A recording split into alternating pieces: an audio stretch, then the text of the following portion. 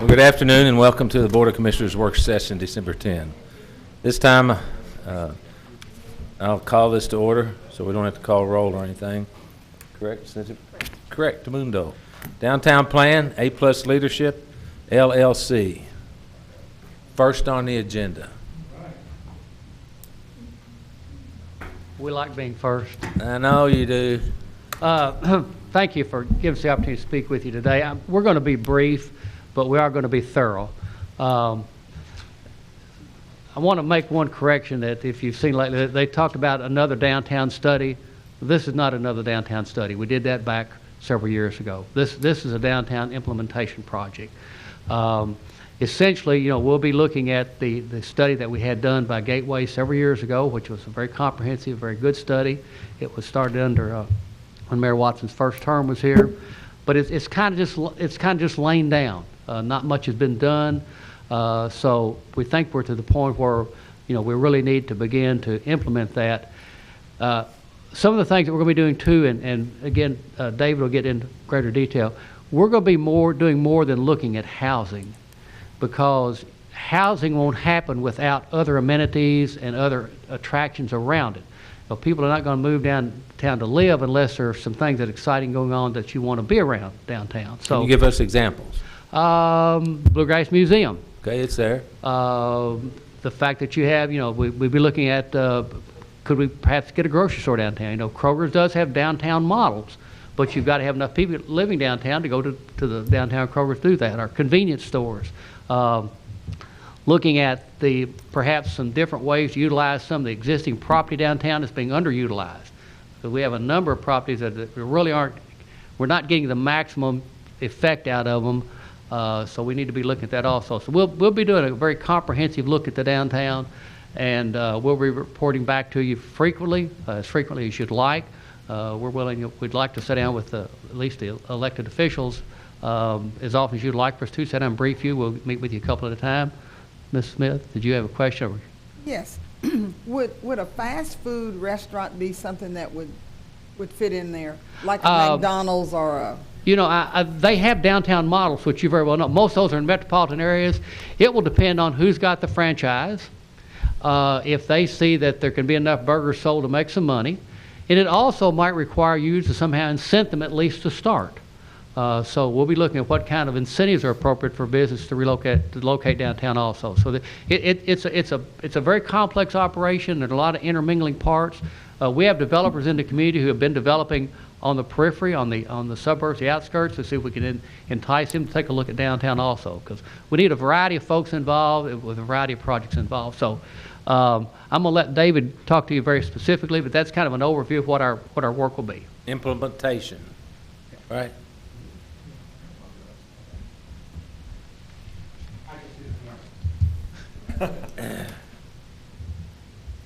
David will give you a job if you get around him long enough. He's a delegator, I'm telling you. I can't believe you two are saying that. You two are the biggest Only delegators. because we love you. That's right. Anything worth doing is worth delegating. Thank you. Thank you. Well, thank you all again for having the confidence to hire us. And as you get older, and I know some of you who are serving, and I served with some of you before, you forget what a privilege it is to do things for the people you live with and to serve. And as I've gotten older, I've learned that it's a great privilege, and you shouldn't overlook it, and you shouldn't ever forget it. And Fred and I don't. We don't know how many more times we'll be working to help our city, but I can tell you that we're committed to doing this. The one thing as we begin to plan that we've talked so much about is that this is going to work if one thing happens, and that's if all the stakeholders can come to the table and play together. And the most important components of that are going to be city government, Fred and I, EDC, the chamber, the Tourist Commission, everyone that's involved in our community, especially with downtown, are going to have to work as a team. So we hope that the one thing we can do is bring people together, and when there are conflicts and problems that we can work those out. And we want you to know that Fred and I are big boys now, and we're going to bring you things, and you're going to look at us, and you're going to say no, and what we're going to do is we're going to turn the page and move on. We're not going to get mad. The people involved aren't going to get mad, and we're going to explain to people. Some things aren't going to fly, some things will. So hopefully we bring you lots of proposals and projects. But the scope of our work, if you look at the page you have, the housing option and the housing issue it really is the number one issue, because everything you talked about, Commissioner, about bringing grocery stores and fast food, it's going to depend on people living downtown, and lots of different people living downtown. So we're going to look at market rate housing options, and those market rate is hard to define, but it really means what people can afford that live on a medium income. You know, what we used to call average people who have a good old average job that can live downtown. And that could be young people, or that could be middle-aged people, or even people that are older. We're going to identify lots. One big thing we think and an opportunity we have is identifying some buildings that have the opportunity to repurpose them into housing, and to bring you ideas and proposals to put RFPs together to see if there are developers that want those buildings. We're looking for incentives that other groups offer and that maybe the city have. We're gonna look at Article 21 pretty closely, because there are some components of that bother people. I know Commissioner Sanford had talked about it, and he had been approached, and there are lots of developers in town that have some concerns. We're going to be point people that take people in the right directions when people want to know, who do I talk to do this? Who do I talk to do that? Because our article was in the paper, and the next day, Fred had two, and I had one developer. I had one guy stop me in Colby's and say, really want to do something on a small level, didn't have any idea who to talk to, but I do now. So Fred's had a couple people approach him, so we're excited. We're going to be meeting, we've already started meeting with local developers to see what their ideas are, where they want to go with what's going on. So that's the housing component. The parking component, which is ongoing, and it's hard when you live in a town the size of Owensboro to really accept that you have to park in a parking garage. So part of what we're going to do is not only try to find opportunities for more parking, and some of that is underutilized lots. We've been driving around at night and early in the morning and seeing lots that are full, that are half full, that are empty. But we're also going to, one of the things we've discovered is, as we drive around, and I bet you if I drove you around, you would not know which lots are open and when, because we didn't. So part of our parking issue is an information and education issue. Yeah. Let me say one thing on parking. It's interesting. The other day I went to Walmart on purpose. I parked in the middle of the lot. It was 351 steps to get a quart of milk. So I think you can park most places downtown within 351 steps to get a meal.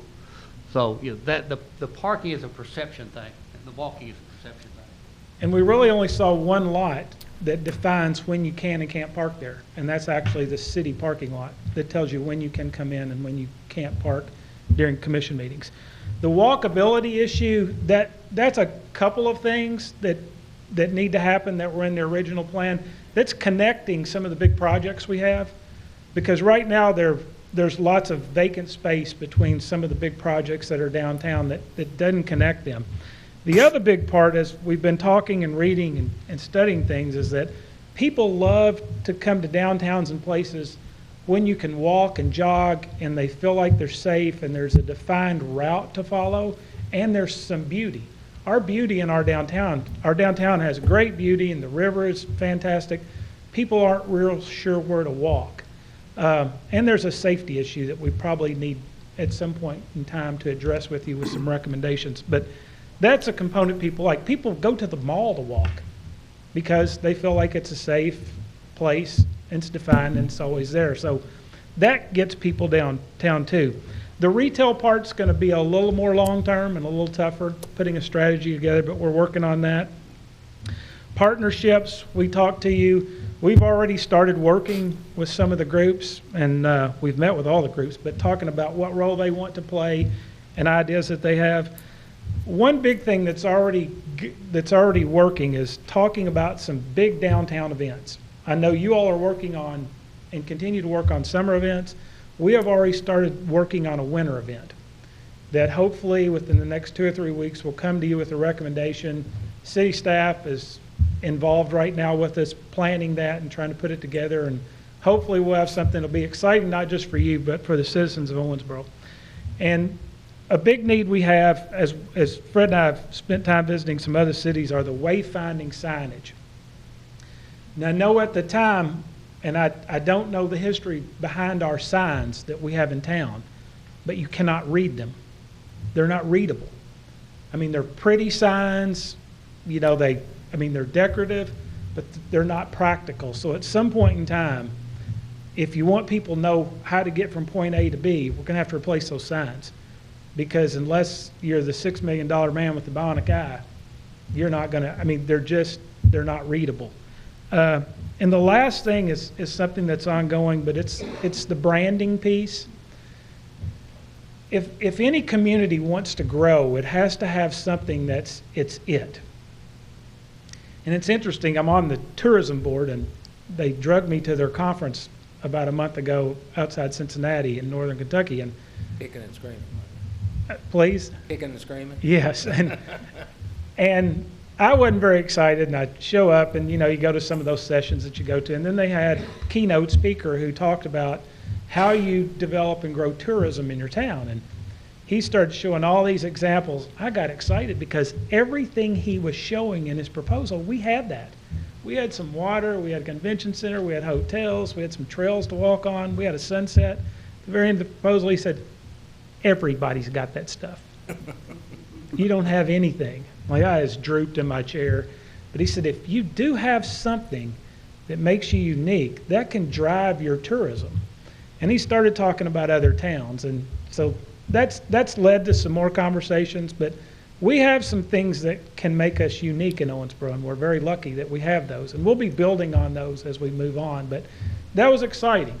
It was depressing when he finished his first bit of his speech, but we're in the process of trying to work with him to bring him to a Rooster Booster.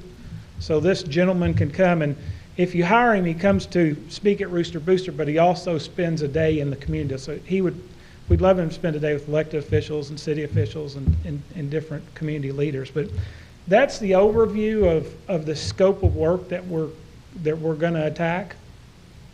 So if you have questions for Fred and I, we'd be more than happy to answer them. Our reporting is going to be, we'll do these as often as you want, but we're also going to meet with you all individually as a city commission. We want to know your thoughts. This is your plan. You're driving this. You hired us. So we want to know, we want input from you. And we thought every couple of weeks meeting with you all, is that enough? Would you rather 2 or 3 weeks? Every week's a little too much, but we'll start out with 2 weeks, and then if you want more or less, we can adjust as we go. And when you have a big wow factor, can you come to the meeting? Absolutely. We will bring that, and we will bring all the partners that are part of it to the meeting too, because we figured out pretty quickly that anything we're going to do that's significant is going to require not only an enormous amount of help and guidance from the city staff, but it's going to take some other partners as well.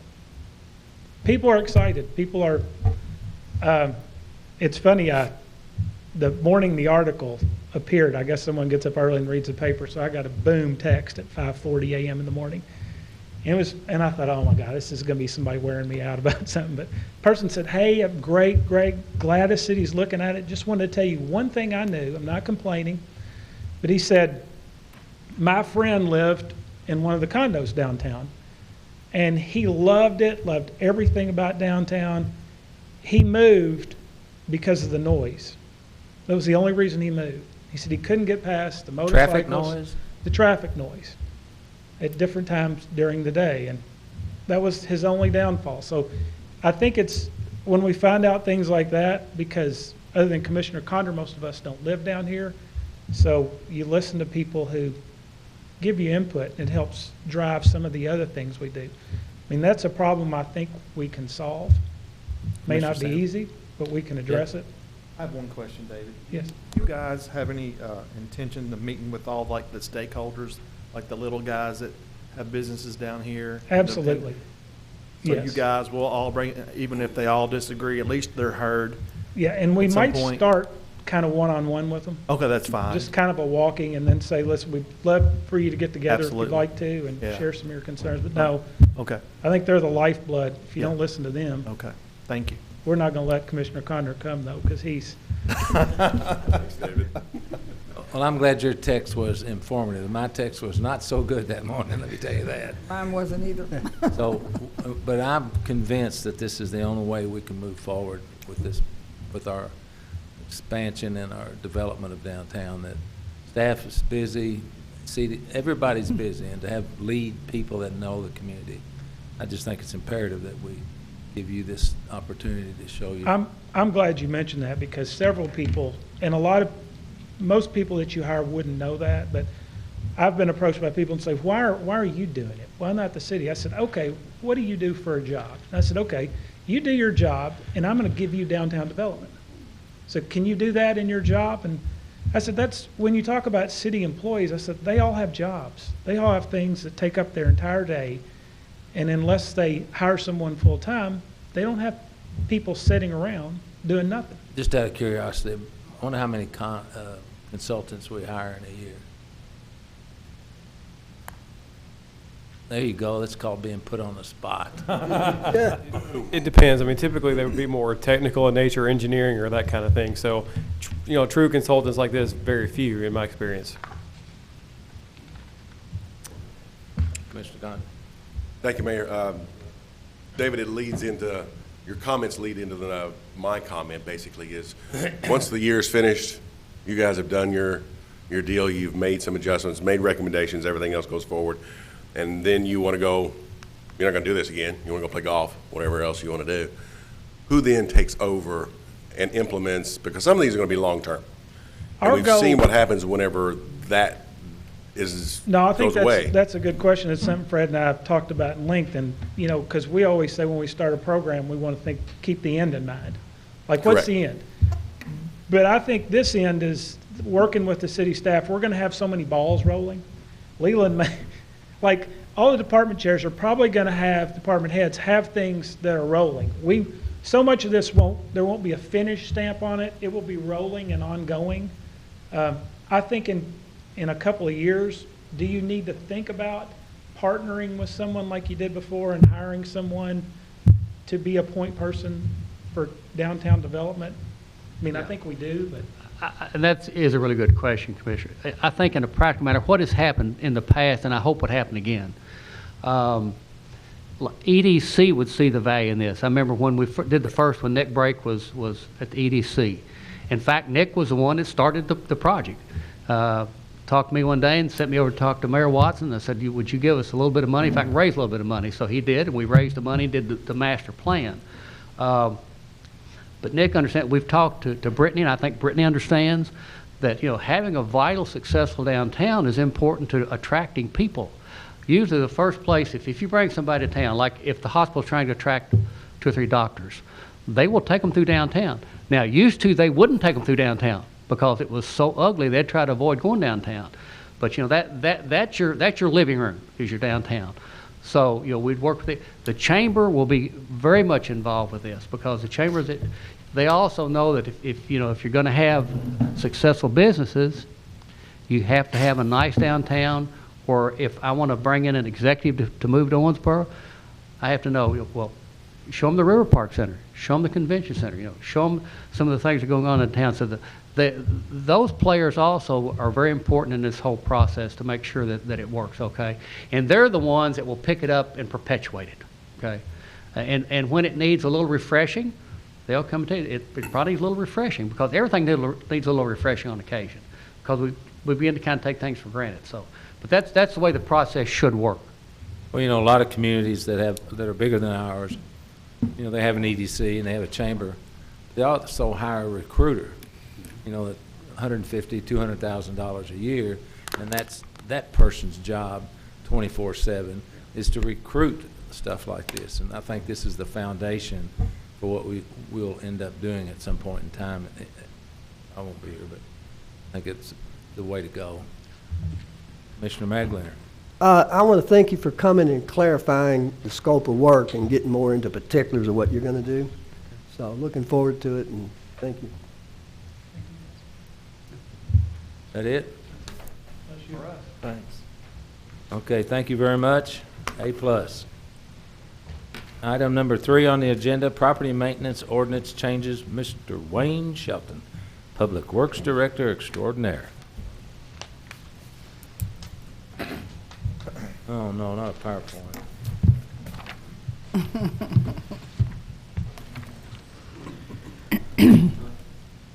Wayne Shelton, Public Works Director. Afternoon, Mayor, Commissioners. Today we're going to revisit our property maintenance ordinance.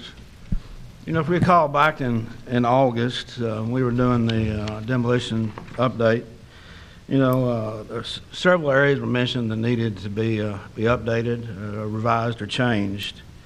You know, basically that's due to ordinance limitations or restrictions. Some areas lacked defined terms, and then areas were lacking in quantitative or qualitative for measures. You know, staff, including admin, legal, property maintenance personnel, began the process of reviewing the ordinance, discussing the areas needed for added emphasis or change, and we've arrived at proposed changes to address those concerns. Privacy fence, you know, one would think that they know what a privacy fence means, but in the current ordinance, that definition, that's not defined. Trying to decide which one to use. That's it. You know, define terms or definitions, you know, enhance understanding of the requirements. Definition changes seek to clarify, quantify, qualify various components of the ordinance. You know, this in turn leads to consistent, uniform application and interpretation of those standards. You know, if you look at the slide here, you'll see this is pretty well outlines a lot of the definitions to be clarified or added. You know, if you look at backyard and clear space, these are being added into the ordinance, as these terms will be related to storage allocation changes. Code enforcement officers has been added or changed to include a reference to sanitation enforcement. You know, sanitation allows for fines, but in the sanitation ordinance, it doesn't expand on the mechanism for those fines or who's going to do it. And this brings the enforcement of sanitation ordinance under the property maintenance purview, allowing using the property maintenance notices of violations, citations, hearings, the adjudication process. Code official now is defined as Public Works Director with their duly authorized representatives.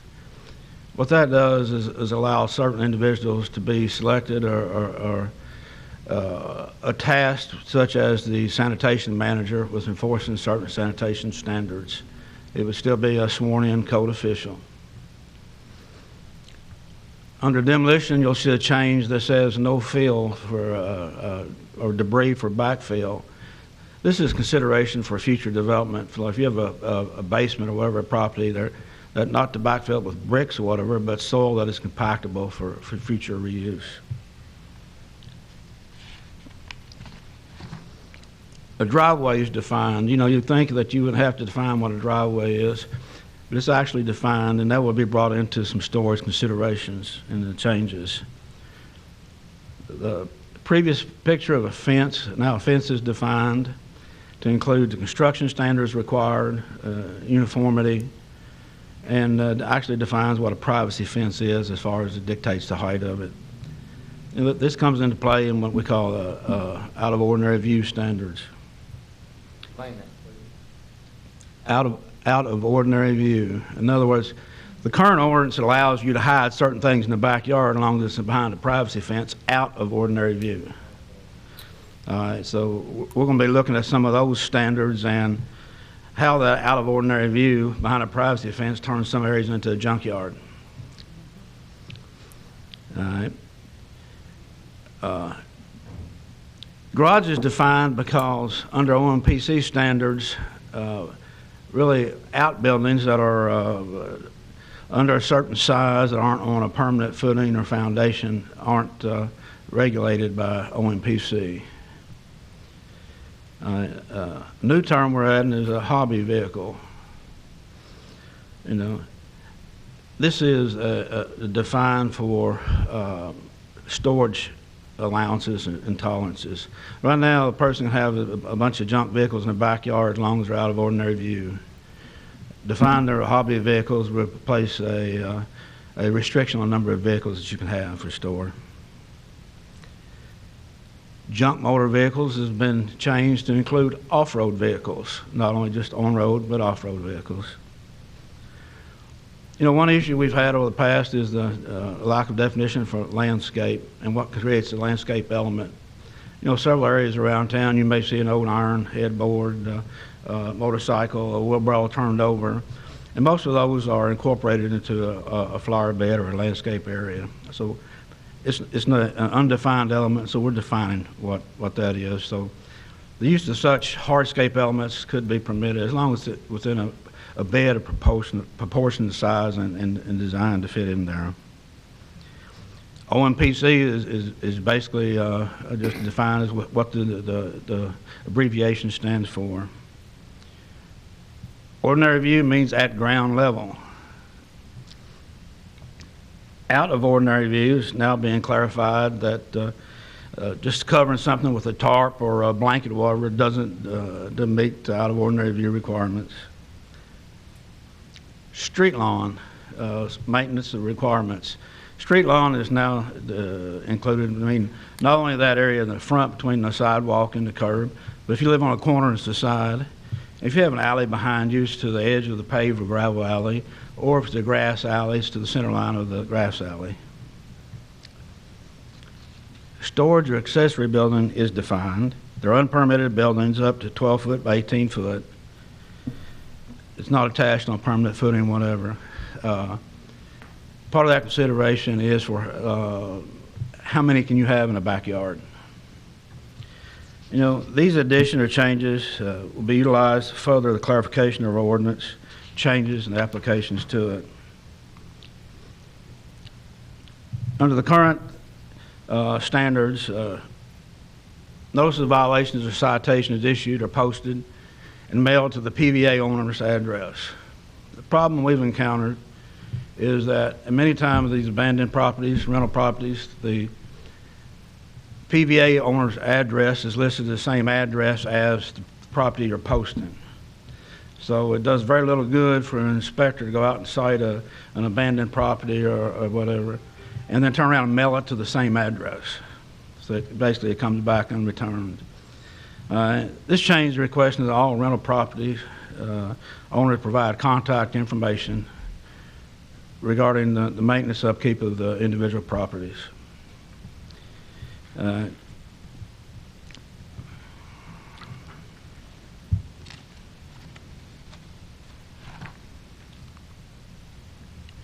Abandoned properties, repeat offenders.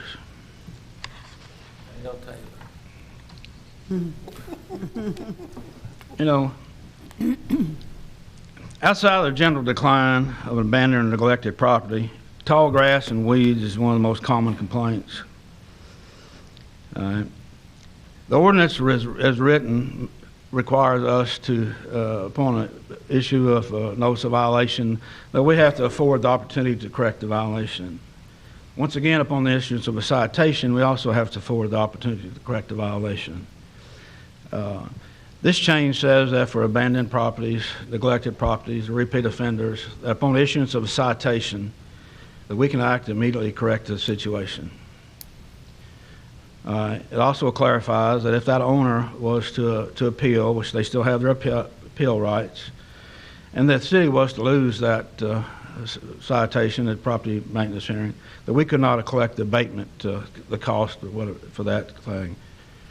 But if you look at that right there and you look at the average handrails, a height of about 42 inches, do you think we'd lose the challenge on that property?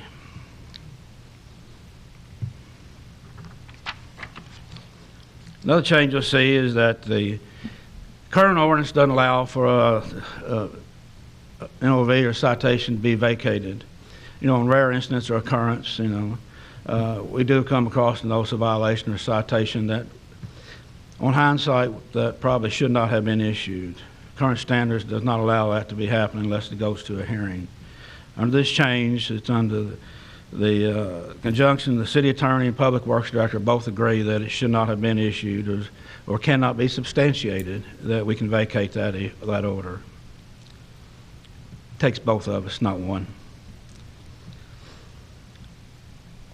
On a $100 a day fine, this is clarification of language that really clarifies that on a property that fails to abate a citation, that we may issue a citation for each offense on that property, and that each one of them may carry a fine of up to $100 a day.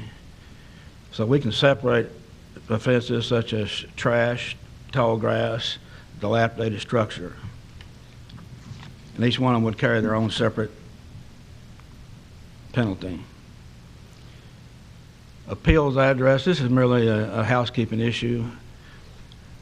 All appeals are time sensitive, have been made 7 days after the issuance of citation. All appeals go to the Director of Public Works. Current address has them sent to City Hall, and then they turn around and forward them to Public Works. This just merely has them sent straight to Public Works.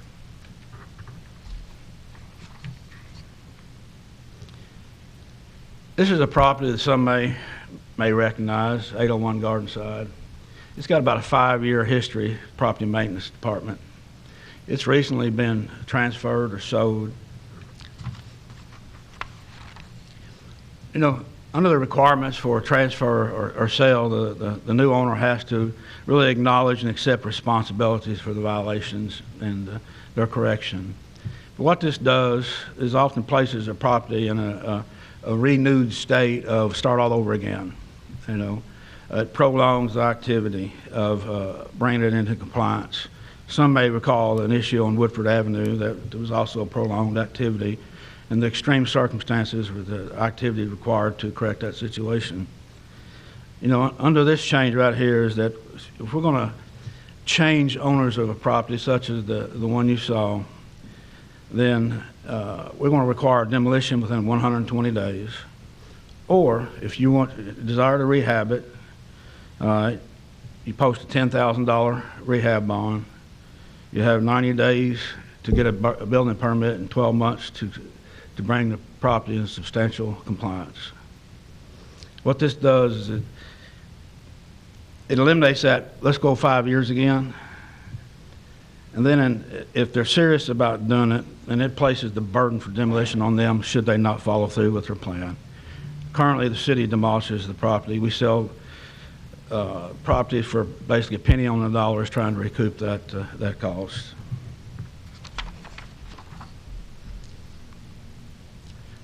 You know, if you look at these pictures, this is one of these out of ordinary view considerations. You know. Wayne? Yes, sir. Could you back up one slide, please?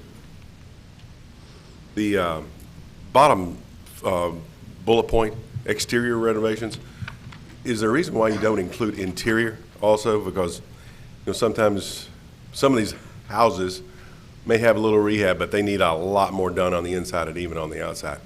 Is that not within your purview, or is there a reason why you did not include the interior? The rationale behind that is that once you obtain a building permit, then the work that you're actually doing on the inside will actually falls under the purview of the inspection of OMPC, whether it's plumbing, or, you know, electrical, any structural modifications, whatever you might do on the inside. You know, the intent here is to bring the outside of the structure into compliance. Okay. Thank you, Wayne.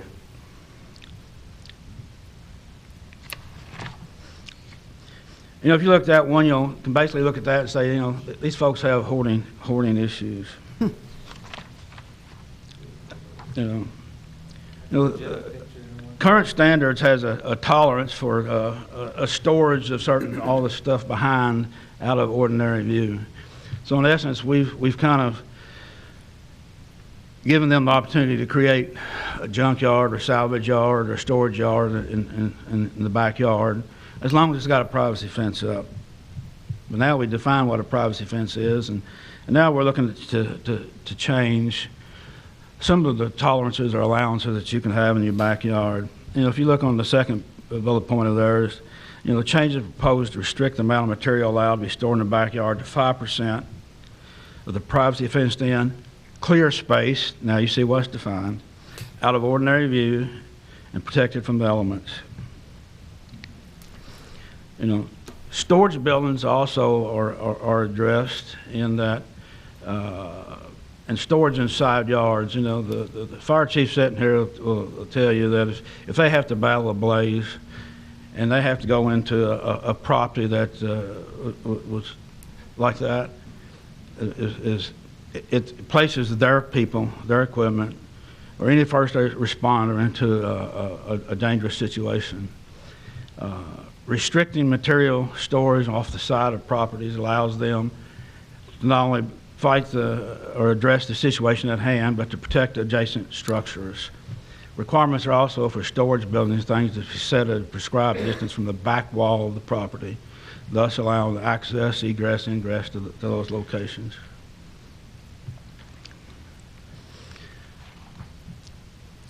You know, if you look at clear space storage out of ordinary view, it's really based on the open space in the backyard behind the privacy fence.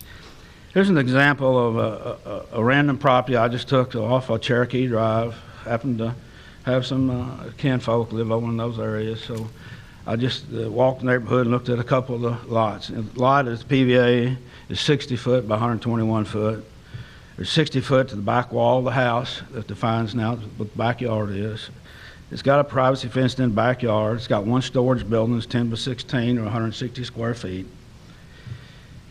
You can calculate the square foot of the backyard at 3,660 square feet. You deduct the storage building of 160, multiply that times 5%. Now they have 175 square feet of storage space.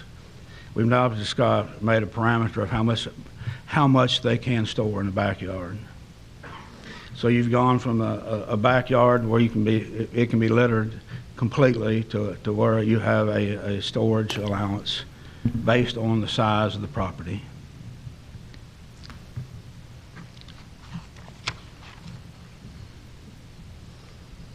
You know, some things aren't allowed to be stored. You know, if you look at the present ordinance, it lists a lot of debris that you can't store, trash, refuse, you know, natural debris such as limbs or branches. We're adding the term salvage into this. And the reason being that is, you know, we do have some folks, you see in another picture, that go around town and collect everything that they can possibly find, bring it home, put it in the backyard. This is one means to address that.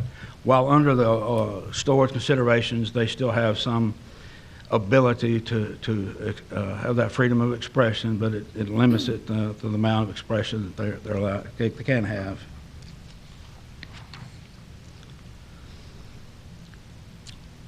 In property maintenance, there are some allowances for enforcement of certain stormwater rules and regulations. Basically, what we're doing now is we've clarified some, such as leaves, limbs, whatever, blocking curbs or gutters, placing things blocking the sidewalk or out in the street to block the sidewalk. This just clarifies some terminology. These pictures kind of speak for themselves when you look at them. You know, one would be hard pressed to think that they have to live next door to one of those locations. You know, previously said the current sanitation ordinance allows for fines, but lacks the mechanisms for enforcement adjudication. This brings them into the ability to do that. All right. This also includes total removal from the curb. That's added to the property maintenance. And storage outside of the front yard.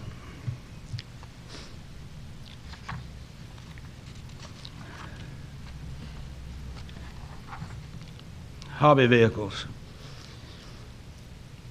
You know, each of us has certain ways we enjoy our recreation, our activities, may list as hobbies. Sometimes hobbies get a little out of control, and Previous out-of-sight considerations allowed for storage in the backyard and behind the privacy fence. Hobby vehicle definition is now going to place a limitation on the number of vehicles that you can have stored. Now we're putting a limitation of 2 vehicles out of ordinary view, backyard, behind the privacy fence. These are vehicles that are not registered, not licensed, or not insured for on-road use. You know, they can be considered by historical, collectible, rebuildable parts cars. It also includes vehicles for off-road purposes, such as watercraft, dune buggies, four-wheelers, riding lawnmowers, race cars and trailers, campers, utility trailers. It also clarifies that the change in the ordinance extends the parking and storing of vehicles for more than 24 hours on any surface not intended for parking.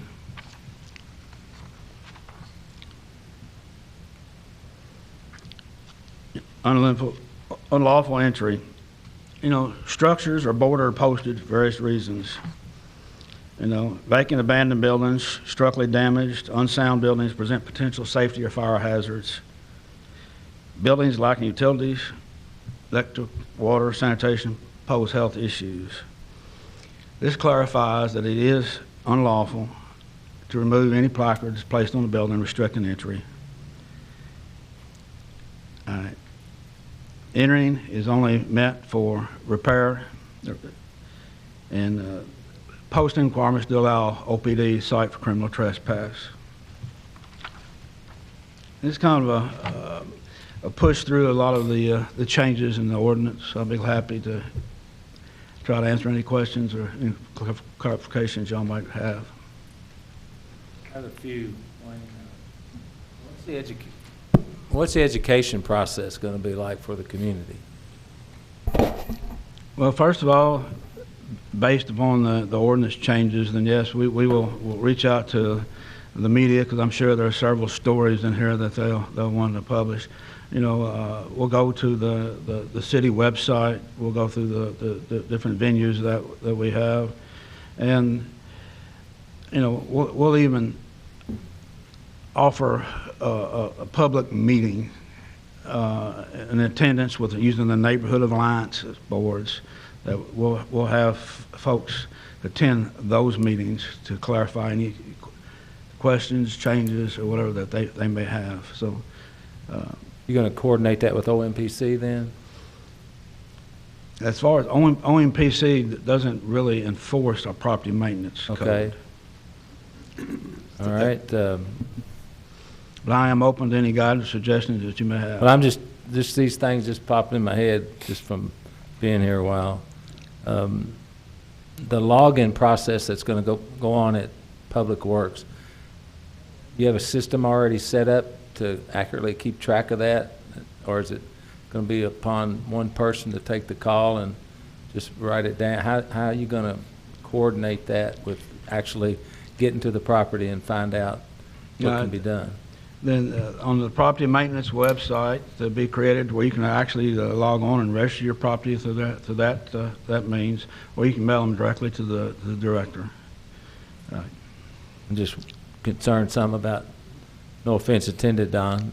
Don't read the paper, too. They don't have internet. So I'm trying to think about, I guess, trying to figure out how this stuff's not going to end up in our laps more than as much as anything else. Because I think it's perfectly sound judgment to do all of this, but we want to try and create a system that, you know, they'll go to you and then they'll go to us and then we go to you and then you go to us. And I think we really need to. You may have already done it, but we've got to think out a process that this is where the complaint begins and this is where it stops. All right, public stuff that generates all the complaints, they're basically distributed. You know, as far as registering properties and rental properties, you know, Joe's sitting here. He probably has firsthand knowledge of who owns properties all throughout the city of Owensboro, or properties that are problem properties. You know, those owners already know that they should be providing that information, but they don't. You know, the challenge, there would be a challenge of how to set that up, but it would be a challenge for Public Works and not the fourth floor staff. Have you considered a possible grandfathering in of certain people that just, if you came in there and you swiped them, you'd wipe them out? I mean, trying to find out a way to have a little leniency for, I mean, it's impossible for those people that I'm looking at here to accommodate these ordinances right off the bat. So what happens there? You know, of course, at the commission and administration's guidance, you know, you know, I anticipate that it would not be a heavy-handed come out today and you're in violation because we've changed the ordinance. But if you have a backyard that's full of junk, full of trash, full of whatever, then, you know, we've already been working with you to some level. So what we'll do is explain to you that over a period of time, whether it be 6 months or a year, as long as we're seeing progress towards that compliance, then we readily work with individuals. You know, enforcement action is really our last desire. So as we have and continue to work with several existing, I guess, clients, you know, we'll continue that same process to move forward to this. You know, I don't anticipate that today, if you have 12 cars in your backyard, that upon approval that you're going to get a citation the next day for 10 of them. That will be explained to you that, you know, here is the process, here's the new rule. You can't add any more, and these need to reduce down to that level. How will that be documented? Yeah. So when they call us and say, well, you know, they told us to get out, and then you said, and then we know that there's two sides to every story and it's somewhere in the middle. So how is that going to be documented for us in case we get drawn into this? Well, it would be really documented through the inspection process, through the complaint process. You know, as Joe inspects the property, as David inspects the property, as others inspect the property, then violations are noted. You know, if we go out the day after and we take a photograph of an area, then that documents that's an existing condition. Sure. Any violation that we cite, any citation that we issue that we have to defend on appeal to Property Maintenance Board. So those photographs, that evidence is presented. So that establishment of a pre-existing condition in itself is somewhat of a defense. It's not a defense if 3 years from now it's still in that same condition. So, okay, and then the final solution, what court is this heard in? Civil court or, I mean, is that right, Steve? That is correct, Mayor. The initial hearing, of course, for the Property Maintenance Board. If the individual is ruled against, if they want to appeal that, they would appeal to the Davis District Court. And then from there on, if they wanted to take it on up to wherever. Okay. Do we have enough people on the Property Maintenance Board? well, I think we're going through some changes presently, so we'll have to have some new additions. Okay, that's all. I'm not fussing, I'm just thinking. It is a challenge, and will be a challenge. It needs to be done, there's no question about it. Commissioner Smith-Wright. Thank you, Mayor. Welcome.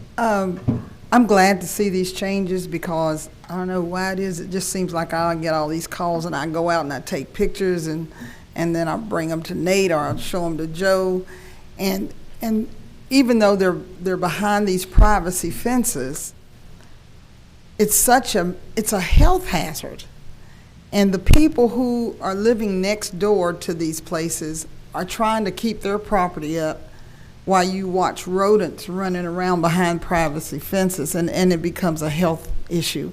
So I'm just concerned as to the properties that I've seen, we've not been able to do anything with, because somebody died and their son's taking care of it, and when Joe goes one time, they'll cut the front yard, and it looks pretty good, but if you look behind that fence, there's just all kinds of stuff back there.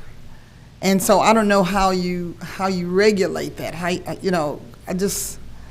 I'm hoping that all this will help, but I don't see how we are gonna do any more than we're doing when, especially when some of these property owners don't even live in town. They're somewhere else. Well, hopefully that's what some of these changes in the code are gonna allow us to have a little more teeth that way. We are by the changes. We're trying to kind of address some areas that are not clearly addressed currently. Sometimes we'll have areas that are kind of vague, and people will kind of use that against you. So that's the hope in making these changes, is that we're able to address a particular issue and go forward and hopefully get better results in some of the things that we've been doing. So. Mr. Condor? Thank you, Mayor. Wayne, I know that over the last 2 or 3 years especially, we have really paid a lot of attention to property maintenance, funding, different timelines, whatever the case may be. And you look at even some of the things we've done this year, 22 buildings being taken down and addressed, and a total of about $160,000 that was done, whereas years before, you didn't even have close to that kind of money to be able to do it. So we're trying to make a dent into what's going on. So going into next year, if the same amount of money, do you have the resources, or are we legally bound where that is our constriction, not the funding mechanism? That's really where I think sometimes it gets bogged down, is in the legal aspects of taking some of these down. But if you were to get $200,000, could you take more houses down? In a timely way. Abandoning the properties for demolition seems to be as you tear one down, then there's another one that takes its place. So it's an ongoing process. The legal process is a requirement that we have to go through, and that we should go through to tear down someone's house, whether it's abandoned or whatever shape it's in. So. Yes, can we? Yes, sir. And will we? Yes, sir. We'll continue to work through them as Joe comes across those structures. Thank you. One last question then. Kentucky League of Cities, I believe, is advocating in the next state legislature for a potential change in how municipalities or local governments can address blighted properties, creating potentially a conservatorship to be able to maybe address those. In your opinion, do you have any opinion toward that, as far as yes, you would love to do it, or not, or how would you address that, please? Property maintenance under the purview of Public Works is really an enforcement branch. Any I'm going to say development, expansion projects would really fall under more towards the community development branch, and that's really been at y'all's direction and y'all's guidance. Thank you, Wayne. Thank you, Mayor. Okay, Commissioner Sanford. Quickly, Wayne, I think this is great. Being in real estate, and that's what I do. I see pictures like this constantly, and I'm glad that you showed these pictures. And I wish the news media could show pictures of what exactly is out there, because it's a lot more than you think. And my question would be, if someone has a bunch of junk in their backyard, and what finding mechanism do you have? Did you go over that, or if someone sends you a complaint and there's a bunch of stuff like we saw in someone's backyard, how long do they have to clean it up? Is that just kind of like what you told the mayor, that it's just, because I would like to see it cleaned up immediately. I'm kind of different on this one. I'd like to see it cleaned up immediately. Well, that violation, like any violation, it starts off with a notice of violation. Right. And we do try to work with individuals to give them an anticipated time allowance to address it. Mm-hmm. It may be, under some violations, 2 or 3 days, and others may be 2 or 3 months. As long as they're making a continued effort and progress to correct the violation, then we continue to work with them. So to say whether it's a 2-week or 3-week, I couldn't say. We've had some we've been working with for, I hate to say this, but years, to address the situation, and it's finally got to the point where you can tell a difference. You know, so as long as the effort's there, then we'll put back that effort to meet them, to help guide them to compliance. Okay. Thank you. Well, and If I could address that subject a little bit, I would only add to that Joe Sublett, David Taylor, they are very good working with folks, and we try to make that clear to the property owner. We don't want to fine you. We don't want your money. We just want you to get in compliance with the the property maintenance laws that we have there. We'll grant additional time. We'll provide as much assistance as we can to the individual. Now, some are very open-minded about it, and they will work with you. Others, unfortunately, they're going to do what they're going to do. And so, all we can do is we can impose the fines and go forward on that. But we do try to make that clear to the members of the community that, we're here to try to do as much as we can to provide assistance on it if that's what they need. But they must come into compliance with the city ordinance. well, when I was here before, I think we had a retired policeman. That was the only, and just until our staff realized how much work Joe had, they did add another person. I think if you look back, which I hate to do, we haven't had enough people to manage this problem, and it just kind of grown. Joe's done a great job, and he's so nice. I know that when he, it's kind of scary how nice he is, but I think we should probably look in this next budget to try and see if we can give them some additional help if possible, and I'm sure you're already looking at that, but this is obviously a big job, and with all these changes with just 2 people and then more work for public works, you've got a pretty large task ahead of you, so I would be in favor of looking at a way to give them some more help if we possibly could. Thank you very much, sir. Thank you all.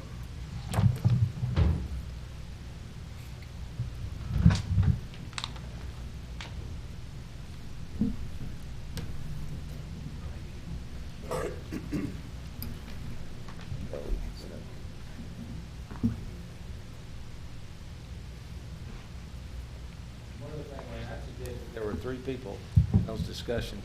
We talked to the landowners, the property owners, because that way you kind of eliminate possible he said, she said, so everybody knows what's going on. You got 2.5 people. Who's the half? Okay. 1.5. All right. Next item on the agenda is item 4, Jack C. Fisher Park renovation update. Amanda Rogers, Parks Director, and head of that project, I believe, aren't you? Yes, sir. Thank you, Mayor and Commissioners. welcome. Despite Wayne's best efforts to filibuster me today, I'm going to make this as quick as possible for you all. I'll make this as quick as possible for you all. Any comment, Wayne? No? Okay. I do have several slides, but there's a lot of pictures. It'll go fairly quickly. And at any point, if you have a question, by all means, feel free to stop me and ask those questions. I'm really excited and pleased to give you the progress of this revitalization process at Fisher Park. As you know, this was approved in the 18-19 budget, and starting that July, we did a whole lot of work, began behind the scenes as soon as the budget started, to get this project moving forward. We started to prepare our team and get our team together. We did a significant amount of research to determine who in our region would be good to work with to do design and construction planning, and we secured the services of land design and development out of Louisville. At which point we started getting plans for the fields, construction drawings, and bid documents together. We also secured the services of SEO Sports Fields out of Lexington.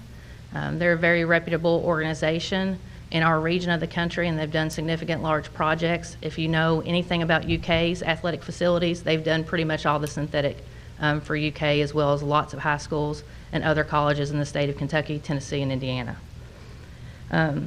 We also began this project with a pre-construction meeting October the 3rd, and I'd be remiss not to mention the significant help and support I'm getting from other members of the city team. The engineering department's been significant through this process, as well as the buildings team and the grounds team, along with Stephen Franklin and Wayne Shelton. I'm using their expertise in areas throughout this construction project regularly, bouncing ideas, plans, and drawings off them regularly, so they're a great help, and I really appreciate their support. Now, if you'll remember, this process started, and there were several priorities to revitalizing that location. But at the end of the day, our main goal is to stay competitive in that market. You'll know that the future of Fisher is important to our sports tourism economy. It's really the linchpin of sports tourism in the city of Owensboro, in the sense that it services sports tourism longer than any other recreational facility in regards to the number of teams on average it's drawing weekend to weekend. So it's a significant part of helping support our economy, and we wanted to make sure that we could move that location forward for another 30 years of service to this community. When we drew up the plan for the complex renovations, we started out looking at 2 phases, and those are broke down there on the left-hand side of that slide. So that was the intent originally, but when the field work bids came in significantly under budget, we thought this would be a great opportunity to try to get other phases, other priorities that were in phase 2 of this project, to go ahead and get those done now with this. So we are looking at a different phase 1, phase 2, and that's up there on the right-hand side of the screen. Now, if you want to break down phase 1, it's kind of 5 different elements, 5 different pieces to the project puzzle, and those are listed there on the right. We've got rebranding the ball fields, which is the synthetic infields, along with the batting cages and warm-up spaces. We also have the front parking lot expansion. The rear parking lot and ticketing entrance will be one piece of the puzzle, and then the 5th field improvements. So again, I mentioned we started with pre-construction with Vesio Sports Field on October the 3rd, and since that time they've hit the ground running. So within a couple of weeks of that pre-construction meeting, they were mobilized on property. They began site prep, erosion control. We were able to work with Yizer here locally to get the front parking lot expansion started. So you can see as of October the 15th of this year where that project started. And you're going to see lots of pictures of dirt, surprising, I'm sure. But there's been a significant amount of dirt work, having to come in and pull, in some places, 18 inches, and in some places over 2 feet of dirt off of each one of those fields based upon the grade and the location has been significant. So there's been about 4.5 to 5 weeks of dirt work to pull those infield soils. We also completed the front parking lot expansion. When I say we, the engineering department managed that project for us internally and worked with Yizer to get that done. That was originally a 35-spot parking lot. We added 68 spots to that front lot, so now we have 103 spots at that location, which is very significant.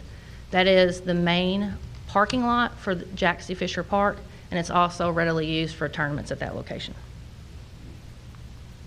So we get into November, guess what? Still pulling dirt, still getting dirt off of those fields, and we're also getting into preparing for drainage work on property there. We have another week of dirt work. If you look at that top left picture, you can see a lip of one of the outfields there. I believe that's the red field. And you can see how significant the dirt removal is even in the outfield, and it's much deeper as you look around the infield there on that bottom picture to the right. And that soil on the bottom left-hand side is for another piece of this project puzzle, and that's dirt we removed from the infields there at Fisher that we've pulled back to the 5th field. Come spring, we'll be making improvements to that 5th field to have a very nice warm-up area for these tournaments. The following week, the drainage portion of this project began. They put the main drainage line or main trunk line there on, I think that is the blue field, and they started those drainage trunk line projects, and that continued for a few weeks. And as they got that main trunk line done, they started doing subgrade work on each field as well. If you can kind of think of this project, you're all familiar with the complex. It's a clover. So if you kind of think of this project as a significant amount of layered and tiered work, so we have this big tier of tasks that have to be done at each field. So we get one task done and then we move to the next field. So we go from blue to yellow to red to green. And they've got crews there with the subcontractor through Vesio that are working on different pieces of the project. So they have one guy that's working on the trunk line, a team of people working on the trunk line, then they're moving from that field to another location to the next piece or next task in that construction project. So in that next week, Mother Nature caused us to shift some work. We continued some trunk line work in the outfields to get the drainage work done. And we also started with the nailer board for the synthetic turf. That is the infield arc there that you're seeing the nailer board for. And they will be continuing that over the next, I think all the nailer board on the infield arc is complete. So they're looking to do the first and third base infield perimeter lines for nailer board as well. And as this month began, we continued working on the main drainage lines to get those complete. All the infield arc nailer boards were done. Upcoming work that you'll see on property is first and third infield perimeter nailer boards will be completed. We've got conduit for electrical work that is out there that will be getting done over the next month as well. And we have additional connecting drainage work, geotex work, flat board panel work that'll be done on those fields that you'll see in the next month as well. But behind the scenes, for as much as there's progress going on at the complex, behind the scenes there's even more work that's taking place amongst staff here and our contractors between Vesio and LD&D. We're currently working on preparing to get the bid for the back parking lot renovations and the ticketing entrance out for bid. We intend that to go out early January. And we're also working on the rebranding and the placemaking initiatives, and that bid getting prepared to go out in early January as well. I'd be happy to answer any questions, Mayor. Any questions? Get her done. There you go. Thank you, sir. Thank you. Next item on the agenda, city project list, City Manager Nate Pagan. Nate, I'm sorry. Can I interrupt? I really need to mention my new staff member who's been my boots on the ground. And Seth Fleener is here. If you'll know, Chris Carey was the previous softball complex manager, and he left to go work for the state Parks Department. We've been really lucky to get Seth Fleener with us. He has a background in parks. And in public works. He worked at Elizabethtown Sports Park. He also was on the public works team with the city of Chattanooga before his lovely fiance decided she wanted to come close to home, and he, being a smart man, decided to follow her back in this area. So it was a blessing for us to get someone with his knowledge and expertise on our team, and he's kind of been boots on the ground, regular at that complex, keeping an eye on things, and I'm excited to have him on board as we go to open this facility upcoming May. Welcome. Do what she says. Thank you all. I apologize. Thank you. Thank you. We'll have you back. We'll have you back. Item 5, city project list, City Manager Nate Pagan. Thank you, Mayor. The project list was provided for your review, and we will answer any questions or comments that you have. Any comments from the commission? Commissioner Condor? Thank you, Mayor. Just out of curiosity, since we did not receive any, and I know that's not on the list, but we did not receive any type of responses back in renovations of Gabe's Tower. Therefore, I assume that, what are we doing now? Or that's my question. Stay tuned. Y'all can get all the questions to Condor and to the city manager. There you go. Stay tuned. We'll be talking more about that very soon, but I will say we're finalizing a demolition spec as we speak. Very good. Thank you, Nate. Thank you, Mayor. Stored all those old cars in there and get it all done at the same time, couldn't we? Just blow them all up. Commissioner Sanford? Mag? Commissioner Smith-Wright? Okay. Staff have anything for us? I believe that's all, Mayor. Okay. This was an effective work session. Okay. I'll make a motion to adjourn. Could I have a second, please? Second. Any other discussion? Hearing none, all in favor indicate by saying aye. Aye.